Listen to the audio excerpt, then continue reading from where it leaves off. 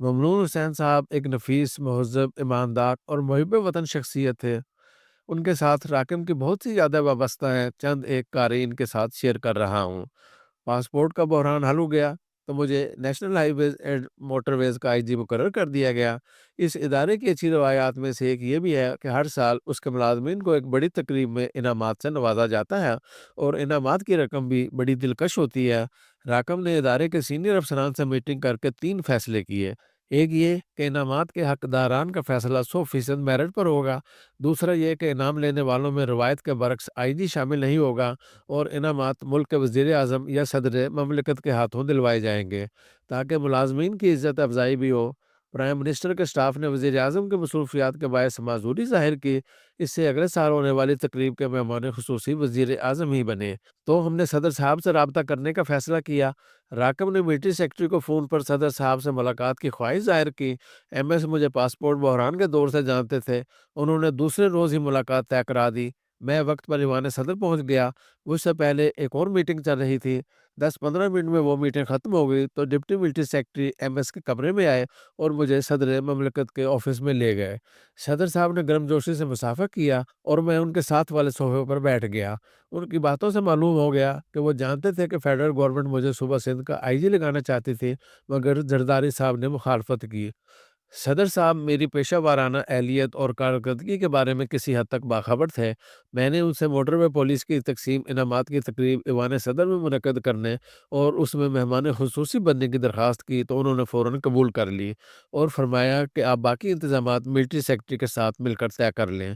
दफ्तर वापस पहुंचकर जब कुलीस को यह बताया कि पहली बार मोटरवे पुलिस के जूनियर तरीन एहलकार ईवान सदर में मेहमान बनकर जाएंगे और सदर ममलिकत से इनामात वसूल करेंगे, तो तमाम अफसरान मसरत और इनबसात से सरशार हो गए कि मोटरवे पुलिस की तारीख में ऐसा पहली बार होने जा रहा था। सदर ममलिकत के स्टाफ से सारे मामलात बतरीके असर तय पा गए तो इनामात वसूल करने वालों को पूरे मुल्क से इस्लामाबाद बुला लिया गया। तकरीब से एक दिन पहले रिहर्सल होना थी।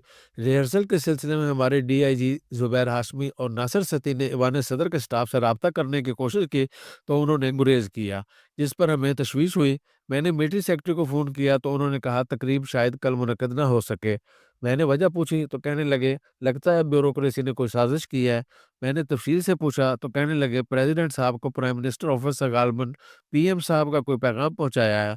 सीनियर सिविल सर्वेंट बड़े ओहदों पर पहुंचकर अमूमन कुशादा दिल हो जाते हैं, मगर कई जगहों पर औकाबों के निशेमन जागों के तसर्रुफ में भी आ जाते हैं और कई बड़े ओहदों पर विराजमान बाबू अपनी ताकत के जलवे दिखाने से बाज नहीं आते। हुआ ये कि एक डीएमजी अफसर ने दूसरे डीएमजी अफसर से कहा कि मोटरवे पुलिस ने अपने तौर पर ही सदर साहब से मिलकर वक्त ले लिया है और हमें पूछे बगैर ही तकरीब मुनक्कद हो रही है। इससे हमारी चौधराहट बरकरार नहीं रहती, लिहाजा किसी तरीके से तकरीब को मनसूख कराएं। प्राइम मिनिस्टर ऑफिस को यह बात पेश नज़र रखनी चाहिए थी कि उसे मुकम्मल तौर पर गैर जानिबदार रहना होता है, मगर वो एक ग्रुप का नुमाइंदा बन गया। ये भी ना सोचा गया कि तकरीब मुनक्कद होने से एक कौमी इदारे के जवानों और अफसरों का मोराल बुलंद होगा और इससे उनकी कारकर्दगी मज़ीद बेहतर होगी। बल्कि उसने ये सोचा कि इदारे का मोराल पस्त होता है तो हो जाए, मेरे सर्विस कुलीग की बालादस्ती कम नहीं होनी चाहिए। चुनांचे सदर साहब को कन्वे किया गया कि इस तकरीब के लिए प्राइम मिनिस्टर साहब से ना सिर्फ इजाज़त नहीं ली गई, बल्कि वो इससे नाखुश हैं, लिहाजा इसे मनसूख कर दिया जाए। अंदाज़ा करें, अपने ग्रुप की चौधराहट के लिए सदर ममलकत को वज़ीर आज़म की खुद साख्ता नाराज़गी का जाली पैगाम देने से भी गुरेज नहीं किया गया। जिस तरह पुलिस में बहुत अच्छे अफसर भी हैं और निहायत करप्ट और नौकरीबाज भी बेशुमार हैं, इसी तरह डीएमजी में सीरत असगर, आबिद सईद, बाबर याकूब, अरशद मिर्ज़ा, ख्वाजा शमाइल और कई और फराख दिल और तासुबात से पाक अफसर भी रहे हैं, मगर तंग दिल और कमज़ोर अफसरों की भी कमी नहीं। डॉक्टर अब्दुल कदीर साहब कहा करते थे कि अगर न्यूक्लियर प्रोग्राम में किसी भी सतह पर डीसी या कमिश्नर इन्वॉल्व होता तो ये मंसूबा धरे का धरा रह जाता। इसी तरह पब्लिक सेक्टर के सबसे नेक नाम इदारे मोटरवे पुलिस के पहले दोनों आईजी साहबान की ये मुत्तफ़िक़ा राय थी कि मोटरवे जैसा बेहतरीन साख का हामिल इदारा इसलिए कायम हो सका कि ये मजिस्ट्रेसी की मदाखलत से मुकम्मल तौर पर पाक था। बहरहाल जब ईवान सदर से रिहर्सल की इजाज़त से इनकार हुआ तो मोटरवे पुलिस के अफसरान में सख्त मायूसी फैल गई और जब तमाम तैयारियां मुकम्मल होने के बाद तकरीब की मनसूखी की इतलात आने लगी तो इदारे के हेडक्वार्टर में मुर्दनी सी छा गई। इस पस मंज़र में मैंने प्राइम मिनिस्टर ऑफिस फ़ोन किया और पूरे एहतराम के साथ बताया कि पूरे मुल्क से अफसरान पहुँच चुके हैं, तमाम तैयारियां मुकम्मल हैं। इस मौका पर तकरीब की मनसूखी से एक बावकार और नेकनाम इदारे की तौहीन होगी और अफसरों का मोराल पस्त होगा। खुदारा ऐसा न कीजिए। जवाब मिला, पहले प्राइम मिनिस्टर साहब को मदऊ किया जाना ज़रूरी था और प्राइम मिनिस्टर से इजाज़त भी नहीं ली गई। मैंने कहा, हुज़ूर, मैं जानता हूँ कि बात प्राइम मिनिस्टर की इजाज़त की नहीं है। बात ये है कि हम पहले सदर साहब के सेक्रेटरी के पास पेश होते हैं। वो कहता है पहले मिनिस्ट्री के सेक्रेटरी के हुज़ूर पेश हों, फिर दोनों अपनी-अपनी शराइत लगाते हैं कि हमारी कुर्सी स्टेज पर लगाई जाए और हमसे तकरीर भी कराई जाए। इस तरह कई महीने अनाओं की भेंट चढ़ जाते। मोटरवे पुलिस एक ऑटोनोमस इदारा है। यहाँ डीआईजी और एडिशनल आईजी की पोस्टिंग और ट्रांसफ़र आईजी खुद करते हैं। इदारा अपनी तकरीबात मुनक्कद करने का इख्तियार रखता है, लिहाजा ज़्यादती ना की जाए और तकरीब मुनक्कद होने दें। इस पर आवाज़ बुलंद हुक्म सुनाया गया कि कल प्रेसिडेंसी में मोटरवे पुलिस की तकरीब नहीं होगी। ये सुनकर मैंने उससे ज़्यादा बुलंद आवाज़ में कहा कि अगर कल तकरीब नहीं होगी तो मैं इस इदारे का सरबराह नहीं रहूँगा। I will resign. इसके साथ ही दोनों तरफ से फ़ोन बंद हो गए। सूरत हाल कितनी ही गंभीर क्यों ना हो, हवास कायम रहना चाहिए ताकि सोचने और समझने की सलाहियतें माऊफ ना हो जाएँ। मैंने हवास काबू में रखे और प्राइम मिनिस्टर के मिलिट्री सेक्रेटरी ब्रिगेडियर अकमल को फ़ोन किया और उन्हें सारी सूरत हाल से आगाह करते हुए कहा कि आप प्राइम मिनिस्टर साहब को सूरत हाल से आगाह करें। मुझे यकीन है कि उन्हें ईवान सदर में होने वाली मोटरवे पुलिस की तकसीम इनामात की तकरीब पर कोई एतराज़ नहीं होगा। उन्होंने कहा कि प्राइम मिनिस्टर साहब 1 घंटे तक पहुँचने वाले हैं, उनकी वापसी पर बात करूँगा। 1 घंटे के बाद मैंने दोबारा फ़ोन करके ब्रिगेडियर साहब को याद कराया। 15 मिनट के बाद उनका फ़ोन आ गया कि प्राइम मिनिस्टर साहब से बात हो गई है। उन्होंने मोटरवे पुलिस की तकरीब के बारे में किसी किस्म के तहफ़्फ़ुज़ात का इज़हार नहीं किया। मैंने उनसे कहा कि एमएस टू प्रेज़िडेंट को भी आगाह कर दीजिए। अल्लाह भला करे प्राइम मिनिस्टर और सदर ममलकत के मिलिट्री सेक्रेटरी साहिबान का, जिनके मस्बत रवैये और ताअवुन ने कौमी इदारे को सुबकी और तज़हीक से बचा लिया। मोटरवे पुलिस के हर सतह के अफसरान में खुशी की लहर दौड़ गई। दूसरे रोज़ तकरीब शुरू होने से पहले सदर साहब से मुलाकात हुई तो उन्होंने भी बाबुओं की मनफी सोच पर नापसंदीद का इजहार किया। मोटरवे पुलिस के बहुत से जूनियर अफसरान, ख़वातीन व हज़रात ने ज़िंदगी में पहली बार ईवान सदर देखा और सदर ममलकत के हाथों इनामात वसूल किए। बहरहाल दूसरे रोज़ ईवान सदर में ही तकरीब तकसीम इनामात मुनक्किद हुई, जिससे पूरे इदारे की इज़्ज़त व तकरीम में इजाफ़ा हुआ और मोराल बुलंद हुआ। सदर साहब और उनका military secretary staff motorway police के डिसिप्लिन और तकरीब के मियार से बहुत मुतासर हुए। इसके चंद महीने बाद मैं फिर सदर साहब से मिला और उनसे दरख्वास्त की कि ईवान सदर में मुख्तलिफ अदबी तकरीबात होती रहती हैं, लिहाजा मुफक्किर पाकिस्तान हज़रत इकबाल की फ़िक्र और फ़लसफ़े को उजागर करने के सिलसिले में भी तकरीब होनी चाहिए। उन्होंने इससे फ़ौरन इत्तफ़ाक़ किया और अपने additional secretary doctor Nadeem Shafiq को बुलाकर हदायत दे दी। इत्तेफ़ाक से उसी रोज़ वो एक सजदा के उन्वान से मेरा कॉलम छपा था। मैंने वो कॉलम पढ़ा तो सजदे के बारे में इकबाल के अशार सुनकर सदर साहब सर धुनते रहे। कॉलम के आखिर में जब अल्लामा का लाजवाल शेर पढ़ा गया कि वो एक सजदा जैसे तू गरा समझता है, हज़ार सजदे से देता है आदमी को निजात, तो जनाब ममरून हुसैन साहब बार-बार कहते रहे, इसमें कोई शक नहीं कि अल्लामा इकबाल की शायरी इल्हामी शायरी है। चंद रोज़ बाद ईवान सदर के दरबार हाल में एक शानदार तकरीब मुनक्किद हुई। शहर के मोअज़्ज़िज़ीन, माहिरीन तालीम, दानिशवरों, वकला, सहाफ़ियों और तलबा व तालिबात से हाल भरा हुआ था और जनाब अहमद जावेद साहब और तहसीन फ़राकी साहब जैसे जय्यद और ज़ाहिद मुनीर साहब जैसे नौजवान स्कॉलर्स ने फ़िक्र इकबाल के मुख्तलिफ़ ज़ावियों को उजागर किया। राकिब ने अपने खिताब में नौजवानों के लिए इकबाल के पैगाम पर जोर दिया। बिलाशुबा सदर साहब की ज़ाती दिलचस्पी से ईवान सदर में कई सालों बाद मुफ़क्किर पाकिस्तान के बारे में एक यादगार तकरीब मुनक्किद हुई, जो काफ़ी अरसे तक सामीन की यादों में महफूज रही। मेरी किताबें दो टोक बातें और पस पर्दा शाये हुई तो मैंने सदर साहब को पेश करने के लिए उनसे मुलाकातें की। इन मुलाकातों में सदर साहब को चंद मज़ामीन के इक़्तिबास पढ़कर सुनाए तो बहुत खुश हुए और बार बार कहते रहे, ये बातें नई नस्ल को बताने वाली हैं। ऐसे मज़ामीन तो तालीमी निसाब में शामिल होने चाहिए। हमारे कौमी किरदार में दर आने वाली पस्ती और मिली इक़दार की पामाली पर बड़ी देर तक इज़हार अफ़सोस करते रहे। सदर साहब के साथ मुख्तलिफ़ मुलाकातों में कई हसास मामलात पर भी तबादला ख़्याल होता रहा, जिसकी तफ़सील फिर कभी लिखूँगा। सितंबर 2015 में मुझे national vocational and technical training commission का सरबराह मुकर्रर कर दिया गया। हमारे मुल्क की 20 करोड़ आबादी में 65% नौजवान हैं।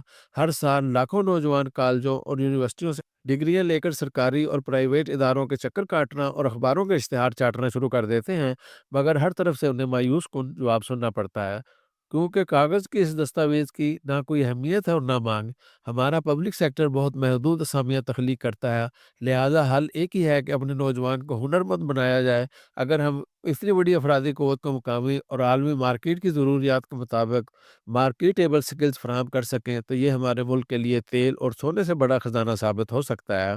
ادارے کے سینئر افسروں نے بریفنگ میں بتایا کہ نیو ٹیک کے پاس ایک سال میں 25,000 نوجوانوں کو ہنرمندی کی تربیت فراہم کرنے کا مینڈیٹ بھی ہے اور فنڈز بھی، مگر نوجوان اس طرف راغب نہیں ہوتے کیونکہ یہ شعبہ دوسری تعلیم سے کمتر انفیریئر سمجھا جاتا ہے۔